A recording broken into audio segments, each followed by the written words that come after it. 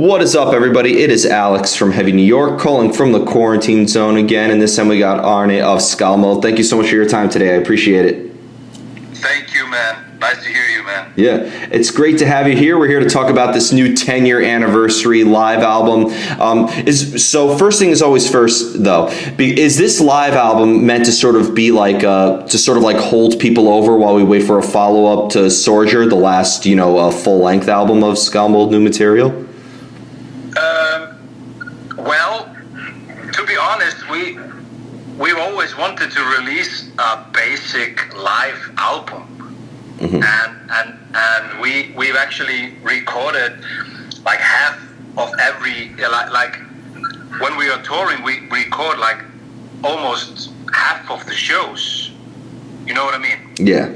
And we have almost all festivals we've ever done. So this has been this has been our dream for probably since we began playing in the band, because we're huge fans of Live After Death by Iron Maiden, and Kiss Alive is one of my favorite albums, you know what I mean? So live albums are way better, and we actually think that even though we're really proud of our studio albums, we think our live albums are, not live albums, live gigs are what it's all about, you know what I mean? Yeah, you guys consider yourselves more of a live band than a studio band. The energy and everything when we go on stage is something that we are most proud of. Mm-hmm. And we've only released a live album with the Icelandic Symphony Orchestra, which is, it's wonderful, but we have 265 people on stage with us, but this time it's only us 6, no click tracks, no backing tracks, nothing. It's just live.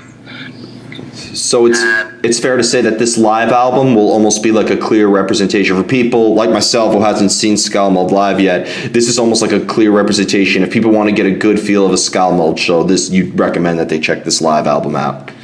This will be our name card. This will be something that is easy for people to say, what is this band about? Check this out. Mm-hmm. Now, is there a specific reason why you chose to this particular gig for this live album? We decided to take a break in the year 2020. We have been touring and releasing albums every 2 years, which is something that is not very common actually these days, because we are not Kiss in the 70s, which released 2 albums a year. But when we decided to take a break for the year 2020, we decided to have a show, almost a farewell show, because we hadn't decided if we would take a break for 1 year or 2 years, you know what I mean? Mm-hmm. We just decided we're going to take a break in 2020, which, when we look back, it was quite a good decision regarding the bloody epidemic we are facing. Then people from all over the world bought tickets for the first show. We added another show. People from all over the world bought tickets for that. So we ended up with 3 sold-out shows. Couldn't book more for the venue. Everything was booked just before Christmas. Then our manager said we should record this for a possible Blu-ray release. And of course, I'm a vinyl nerd, so I said we have to release a vinyl. Mm-hmm. Things just happened, and we just finished off. We've been touring a lot, so it was. We were in how do you say it? We were in a pretty good. How do you say it? Playing? Yeah. Like. I don't have the words now. Mm-hmm. Sorry.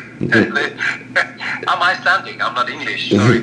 It's all good. I mean, what's funny is because do you feel that maybe that when people listen to your albums, such as Soldier, the last one, or Meo Vetum, sorry if I'm totally destroying those pronunciations. Like a name.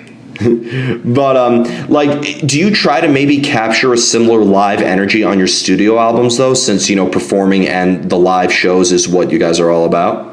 Definitely, and we never use like a click track. For those who don't know how you record an album, a lot of bands have like programmed click tracks for the song, so it's really structured.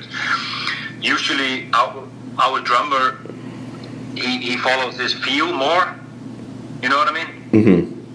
So we try to record bass and drums at the same time, and maybe one guitar that most of the time that just stands for the album. Otherwise we have to re-record the guitar maybe. But the drums, we try to record them as a live unit, so it's a live feel. And I always love it when we are able to play the songs as much as possible before we go to the studio, because as soon as we start touring, the songs, they kind of take on their own life, if I can say, because our drummer, he slows some parts up down more than on the records, and then speeds something else up, so it's you feel like it's a live, everything is live, you know what I mean? Yeah. Well, it's funny too, because like, especially with a band of your style, and, you know, not to pigeonhole you by any means, but, you know, having kind of like, you know, this folk metal side to you, or this very epic style of metal, you know, people would think that there is like a lot of, you know, backing tracks, or that you almost rely on those on stage or something like that. So I think it's very impressive, and very bold as well, to really take a style that's so complex and really just make it so it's meant to be played live. Yeah, and I mean, we just decided when we started touring that we will never use backing tracks of any kind, or no voices on backing assistants, you know. We sing every voice that we record, we sing them live. Mm-hmm. That's important for us. So is it fair to say, like, when it comes to the songwriting process, is there maybe a similar energy into playing live as when you are songwriting? Yeah, and when we started the band, we decided that the band is number one. Definitely nothing can get in the way of the band. You know, we are 100% committed. We're all really good friends, but we are brutal with each other when it comes to writing the songs. So when somebody comes in with an idea, he has to be prepared that all the other guys kind of, you know, everybody dives into the songs and we change them, so nobody can actually say, hey, this is my song, it's supposed to be like that. So we play the songs, we are brutally honest, and we all try to make the best song possible. So when I write a song and I come in and I'm not quite happy with the way all the other guys kind of agree on, I always say, I trust you guys, so we continue with this. We kind of twist and turn the songs when we write, and there's a lot of energy that goes into everything, and a lot of thought. So the more time we spend writing and playing the songs, the better the albums, I think. Mm-hmm. Has there ever been a time where maybe like lyrics or a concept could determine like the music or the direction of it? Have you guys ever like went that route before, or do you need music before there's ever like lyrics or a story incorporated? Because all our albums are theme based. We have, the first album is a story of a retired Viking that has to fight to revenge the death of his family. Second album, the children of Loki and the gods of the Nordic gods, and so on. So every album has a theme. We usually decide 80-90% of where the album is going. So we know that, for instance, Sorgir, the last album, we knew the parts that were about the sad things that happen to people, and we knew that we would have 4 songs that would be about the ghosts and spirits that are causing all the death and destruction for the people. So when we are writing, we can say this song that we have been writing is more fitting for the song about the sword, or this song is more fitting about the ghosts. You know what I mean? Yeah, it's funny too, because like every time there is like a theme, like that, some people could feel that almost like dictates you too much. But I feel like having a theme for your album almost kind of like serves as a guide, especially with the amount of elements that are in your music. I feel like maybe like the theme helps you keep you guys grounded and maybe put you all on sort of like, I know that you mentioned like everybody has different ideas and different interpretations, but I feel like having a theme can almost bring you guys all together, right? I think so, and I mean, if we would just decide that an album will be an album with, you know, one song about World War II and one song about the love of our lives or something, you know, it would kind of, I mean, we've talked about it, but it's just too out there. I mean, every band is doing this. I mean, not a lot of bands are doing themed albums again and again and again. You know what I mean? Yeah, Obscura does it. I know that. Amon Amarth sort of dabbles in that territory. But I think, you know, it's hard because I think when people think of a concept album, especially because with the way that people listen to albums anymore, like, for instance, like with your last album, I feel like people should have started off with, and I'm going to translate it in English, but they should have started off with The Light and ended with Mara. Like, it wasn't like, you know, you can listen to your albums on shuffle or something like that. Yeah, I agree. You kind of, but I think the songs, they stand on their own. But I just love it when people come to me and say, I figured out why the child died. It's terrible, and I'm fucking mad. And I'm like, yes, you understand the fucking hell of living in Iceland at this time. People had to make up stories about terrible ghosts and shit. Hey, it's always great when music, especially heavy metal, teaches people things and engages them into a story. And do you? And I'd imagine too that the music is also very open to interpretation as well, right? Of course.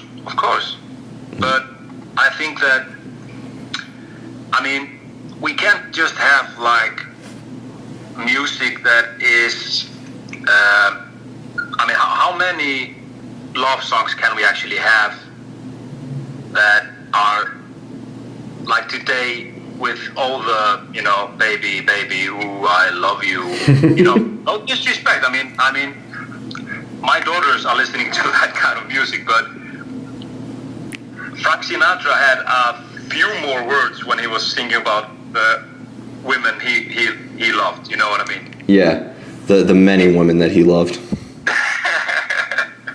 But you know, I mean, you have to put something. I mean, how many like modern day pop songs do you get a feeling that you actually are enlightening? Do you say enlightened? By? Well, it's funny you mentioned that. I had this discussion about somebody like being like, how could people listen to this? The lyrics are so shallow and the lyrics are so, and by no means am I saying that I like this music by any means, but the reason why, you know, that these pop stars are like, you know, headlining stadiums and stuff, it's because like what Taylor Swift or what Cardi B sings about, I mean, that's what people do. That's what a large percentage of humanity goes through on a daily basis. Like, oh, they're not responding to my text. Oh, I find this girl really hot, but I'm afraid to talk. Like, that's what people go through on a daily basis. So people relate to it, and therefore they're going to gravitate to it. And you know, but you know, metal is for people who like to dive into something that's a little bit deeper than what we experience on a day-to-day basis, especially with the concepts that you guys have. Absolutely, and I mean that's actually a good point you're making, because when you're listening to pop music, you hear kind of the same chord progressions. You know, I mean, Ed Sheeran, I love his music. If I teach my guitar students his songs, we need to learn 4 chords, and we have him basically covered, you know. Yeah, Or if you go to a club and you hear the same bass line playing for 4.5 hours. Exactly. It's a great formula and it works. That's why it's called pop. It's popular music. It's not nothing out of the ordinary. It's just inside a box and it fits, and people don't want to think too much in certain daily life. Yeah, especially if you go to a club on a Friday night and I would love to go to a club in the middle of Times Square and hear, Viking metal being played, but for a lot of people, I think they want to sit down and have a cocktail with the music in the background. It's a shame that people don't go to a club and listen to what is the interpretation of this story in which that it's leading us into a deeper meaning. If they do that at a club, though, humanity would be a much better thing. I can tell you that. I absolutely agree with you, but the funny thing, I was doing an interview yesterday, and the guy asked me, what's the difference between playing in Iceland and playing outside of Iceland for the band? In Iceland, when we released our first album, all of a sudden we had people from the age of 3, and I'm not kidding you, from the age of 3 up till 93 on our shows. Wow. We did not have the basic heavy metal fan. Everybody from every layer of the society just kind of, there was someone from every place that could relate to the music. So we had this 70-year-old woman in the audience next to a 17-year-old boy with green hair. You know what I mean? So that could be the concept of this live album, many different eras of life combined into one experience. Definitely. And I mean, I'm not sure if our president was at the recorded show, actually. I have not watched the whole DVD thing. But, I mean, we had 3 sold-out shows, and I think it was on the Friday night or Saturday night that our president of Iceland was at the show, and I remember he was at the balcony, and I looked at him when we were playing, and for the first time I was like, yeah, he's here. That's normal. But I remember when he came to the first time he came to a show, I was like, oh, I have to play perfect. I mean, this is the president. You know what I mean? Did he go in the pit at all? He did not go into the pit, but someone from there was a German interview I was doing on Monday, and that reporter was actually at the show when the president was there, and she told me that when there was this wall of death thing, the president stood up on the balcony and was like, yeah, really into it. That is incredible. That is, oh my God. Next time he comes to your show, you have to do another live album and have him sing a song with you guys. I'm not sure he wants that, but he has gone publicly he said publicly that every single morning he gets his coffee and he listens to Guns N' Roses and Skálmöld. That's awesome. Congratulations. That's a tremendous accomplishment. Thank you. Yep. Metal is officially working its way into the government. We're getting there. So before we go, I want to thank you so much for your time today. Just, obviously thanks to a certain virus that shall not be named. I know that live shows aren't happening at the moment, but can we be expecting some new Skálmöld soon now that the last record is 2 years old? Or is there anything else that you would like to promote for the band?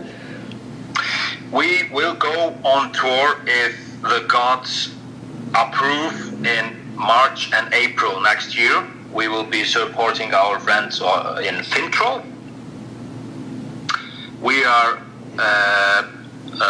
have a wonderful friend who is actually writing a book about the band, which I am looking forward to reading, actually. Joel MacGyver, who is a big name in the... He's writing books about Beyoncé. He has written about Lemmy, and he has a book about Cannibal Corpse, Glenn Hughes, Metallica. It's a really honor for us that he is writing a book. So that will be released shortly after the live album. Awesome. After after the tour, I know that we will start writing for a new album. Nothing is confirmed in our camp, but I know how we work. As soon as we start touring, somebody says, "Hey, I got a riff, I got an idea. Yeah, show it to me." And I have so many demos that we've actually recorded backstage all around Europe. So it's really cool. Well, we look forward to hearing more. But thank you so much. Thank you, sir. Everybody, we are here with Skálmöld, 10-year anniversary album coming out October 16th via Napalm Records. Pick it up then when supplies last forever. We will see you next time on Heavy New York.